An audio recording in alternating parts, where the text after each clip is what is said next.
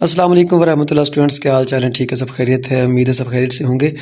तो आज जो है वो मैं आपको 10th क्लास की केमिस्ट्री जो है उसके शॉर्ट क्वेश्चंस और लॉन्ग क्वेश्चंस दोनों जो हैं वो मैं आपको बताऊंगा, जो कि पंजाब बोर्ड के अंदर आएंगे। तो अगर आप हमारे चैनल के ऊपर नए हैं तो जल्दी से हमारे चैनल को सब्सक्राइब कर लीजिए, बेल आइकन प्रेस कर लीजिए ताकि आपको आने वाली वीडियोस मिल सकें। एग्ज़ाम्स करीब हैं तो कोई वीडियो मिस ना हो आप लोगों की। तो पंजाब बोर्ड 2023 के अंदर जो मोस्ट इम्पॉर्टेंट शॉर्ट क्वेश्चंस बनते हैं वो आप शॉर्ट भी और लॉन्ग भी वो आपको मैं बताऊंगा अब यहाँ पर। तो चलते हैं हम अपने जो है वो पहले चैप्टर की तरफ, जो कि पहला चैप्टर हमारा जो है वो केमिस्ट्री का वो 9th चैप्टर है 10th क्लास के अंदर। तो कहते हैं जी इसके अंदर जो इंपॉर्टेंट शॉर्ट क्वेश्चंस हैं वो इंग्लिश उर्दू मीडियम दोनों जो हैं, उर्दू वाले जो हैं वो वॉइस सुन के मैं ट्रांसलेट कर दूंगा उर्दू के अंदर क्वेश्चंस को।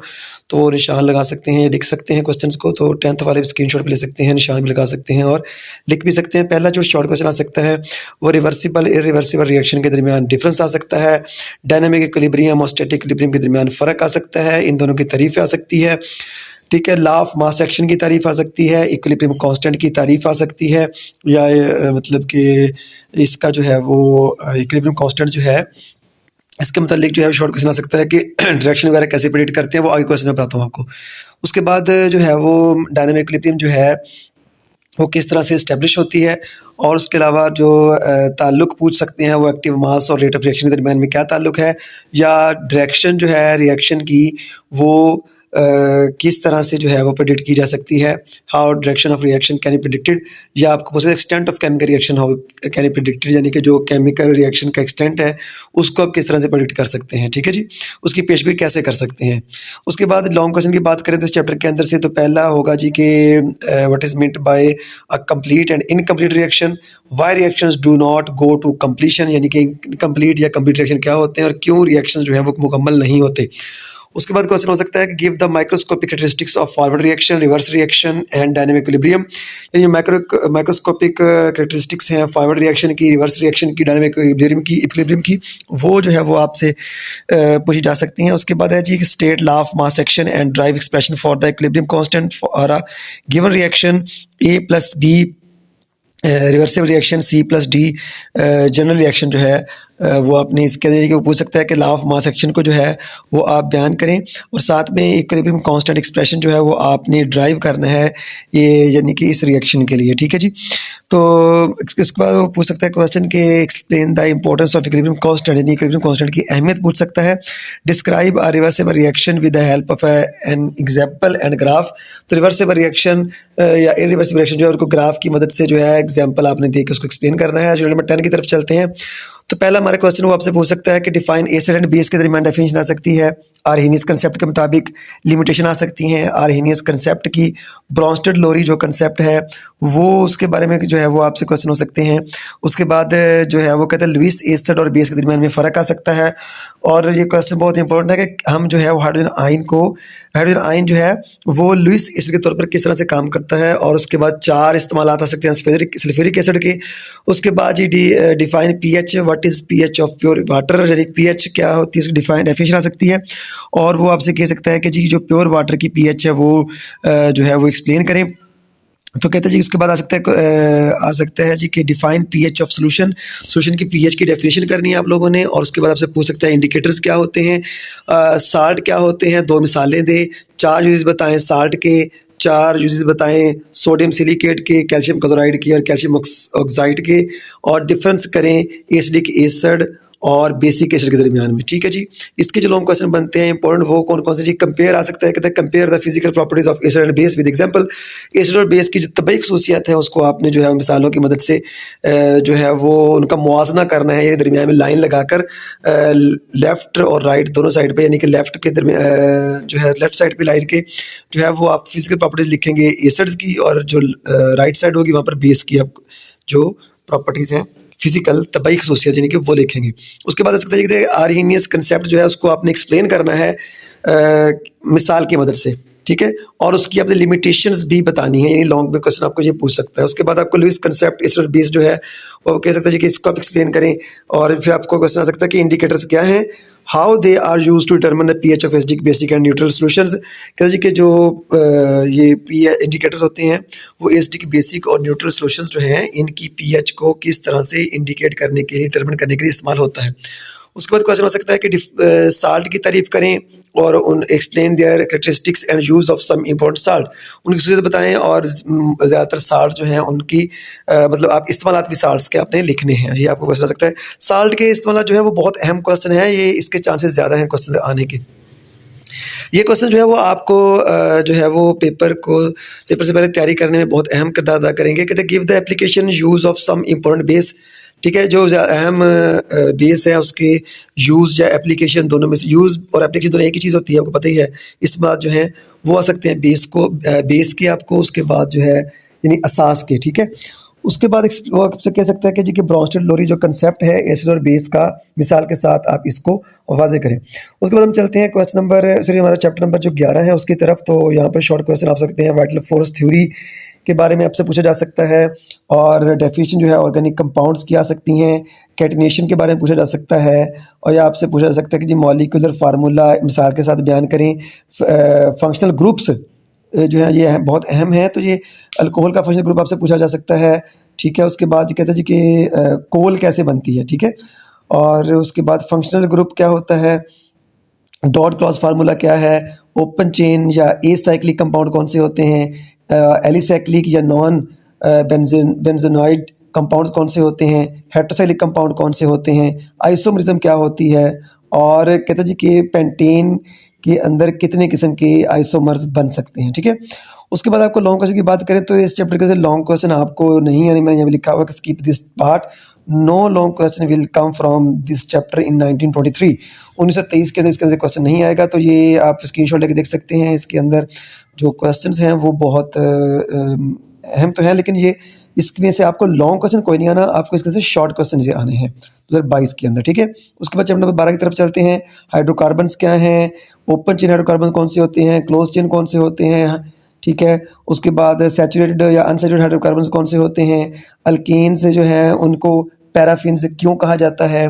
उसके बाद हाइड्रोजनेशन जो अल्कीन की होती है उससे क्या मुराद है, और 4 यूजेस जब आपसे पूछ सकता है इथीन के और इथेन के, ठीक है। ये दो यूजेस शॉर्ट के अंदर भी इसके आ सकते हैं। अच्छा, ये शॉर्ट के अंदर बात करते हैं सॉरी ये हम लॉन्ग की बात करते हैं जी कि लॉन्ग के अंदर जो है वो इसके अंदर से आ सकता है कि डिफाइन हाइड्रोकार्बन्स क्या होते हैं और उनकी क्लासिफिकेशन आ सकती है। उसके बाद कह सकता है आपको जी कि जो प्रिपरेशन है अल्कीन की और अल्कीन की, उनके जो प्रिपरेशन के मेथड है, तैयारी के जो तरीके हैं वो आपसे पूछे जा सकते हैं। उसके बाद कह सकते हैं जी कि आपको फिजिकल प्रॉपर्टीज़ जो है अल्कीन की अल्काइन की, उनके दरमियान में जो है मुआवजना भी आ सकता है, उनको डिस्कस करना भी आ सकता है। इथेन के, इथेन के, इथीन के, मीथेन के और एसिटाइलिन के इस्तेमालात भी आ सकते हैं। यानी इथेन मैंने 2 बार लिख दिया, एक बार इथेन है, इथीन है उसके बाद, ठीक है। उसके बाद कहते हैं कि केमिकल रिएक्शन जो है अल्केन के वो भी आपको आ सकते हैं। उसके बाद चैप्टर नंबर 13 की तरफ चलते हैं। तो यहाँ पे कहता है कि बायोकेमिस्ट्री के अपने जो है वो डेफिनेशन पूछ सकता है आपसे, पॉलीसेकेराइड्स क्या होते हैं उनकी प्रॉपर्टीज़ के बारे में आपसे पूछ सकता है। उसके बाद जो कह सकता है कि आपको मोनोसेकेराइड्स जो है उनकी खसूसियत लिखें। उसके बाद जो अमाइनो एसिड्स हैं और उनकी जो है वो पूछ सकता है कि उनकी डेफिनेशन लिखें, और उसके अलावा उनके जनरल फार्मूलाज लिखें। उसके बाद आपको कह सकता है कि जी एसेंशियल और नॉन एसेंशियल अमाइनो एसिड कौन से होते हैं, ये शॉर्ट क्वेश्चन हो सकता है। सोर्सेज पूछ सकता है जी, और इस्तेमालात, सोर्स और इस्तेमालात जो है विटामिन ए के और डी के, ये एक बॉक्स बना हुआ है आपके बुक के अंदर, उस बॉक्स के अंदर है, ठीक है। उसके बाद आपको जो है वो सोर्सेज और जो इस्तेमालात है उसके अंदर लिखे हुए कार्बोहाइड्रेट और उसकी इस्तेमालात, सॉरी कार्बोहाइड्रेट्स क्या होते हैं इसके इस्तेमालात पूछ सकता है, और उनकी सोर्सेज भी पूछ सकता है। उसके बाद आप कह सकते हैं कि जो वेजिटेबल ऑयल होता है और जो बनास्पति घी होता है उसके दरमियान में फ़र्क करें। उसके बाद जो फंक्शन है डीएनए का पूछ सकता है, विटामिन की टाइप पूछ सकता है। उसके अलावा जो है वो आपसे कह सकता है जी कि आरएनए किस तरह से काम करता है मैसेंजर के तौर पर, वो आप बयान करें, ठीक है जी। लॉन्ग क्वेश्चन देखेंगे हम इसके अंदर से, वो आ सकते हैं जी कि मोनोसेकेराइड्स की और ओलिगोसेकेराइड्स की तारीफ करें, और उसके अलावा इनकी खसूसियत बताएं। उसके अलावा कह सकते हैं आपको कि जो इस्तेमालात और सोर्सेज हैं कार्बोहाइड्रेट्स की आप वो बताएं। उसके बाद डिफाइन करें अमीनो एसिड को और एक्सप्लेन करें किस तरह से वो प्रोटीन के बिल्डिंग ब्लॉक्स हैं।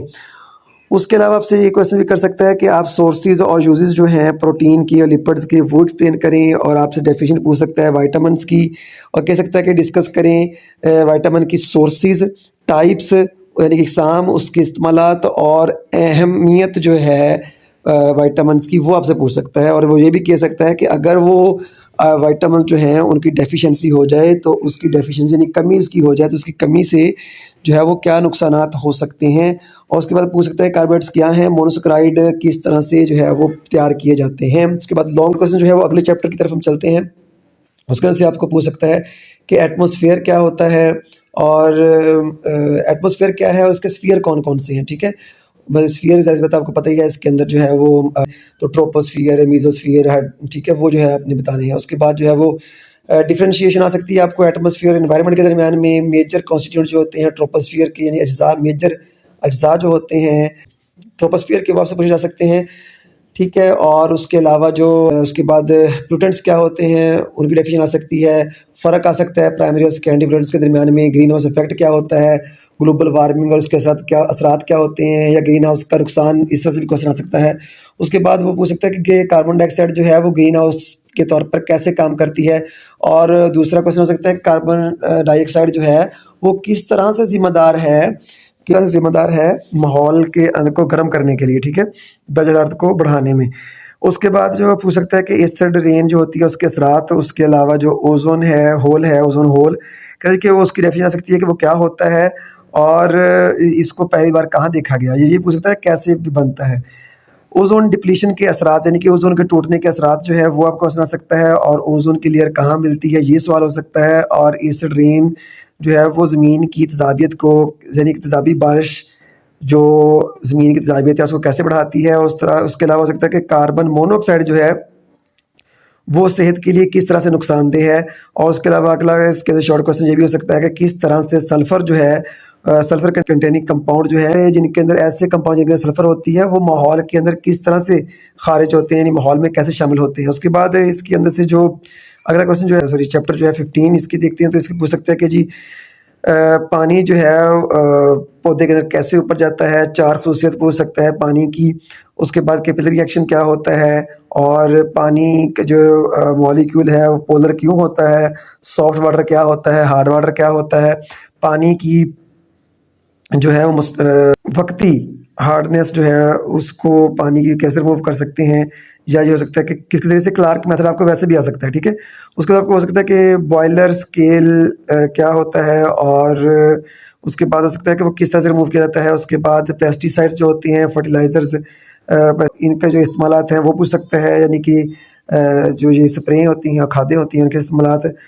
और पूछ सकता है कि क्यों नॉन पोलर कंपाउंड जो होते हैं पानी में हल क्यों नहीं होते, और पानी जो है पौधे के अंदर कैसे चढ़ता है। ये क्वेश्चन 2 बार हो गया है। उसके बाद ये डिसएडवांटेज पूछ सकता है कि नुकसानात क्या हैं डिटर्जेंट्स के। उसके बाद ये पूछ सकता है कि जी फ्लोरोसिस की तारीफ करें। उसके बाद जी हमारे पास इसके अगर लॉन्ग चेक करें तो लॉन्ग जो है causes of hardness of water आ सकती है, यानी कि पानी की हार्डनेस की जो वजूहात हैं और उसको रिमूव करने के तरीके आ सकते हैं। इंडस्ट्रियल इफ्लुएंट्स और उनके इफ़ेक्ट्स आ सकते हैं। पानी की पोल्यूशन के इफ़ेक्ट, आलूदगी के असरात पूछ सकता है, और कह सकता है कि वाटर बॉर्न डिजीज़ के बारे में आप एक नोट लिखें। उसके बाद चलते हैं जी हम अपने अगले चैप्टर के पास, वहाँ पे शॉर्ट आ सकते हैं। उसके बाद मेटलर्जी की तारीफ आ सकती है।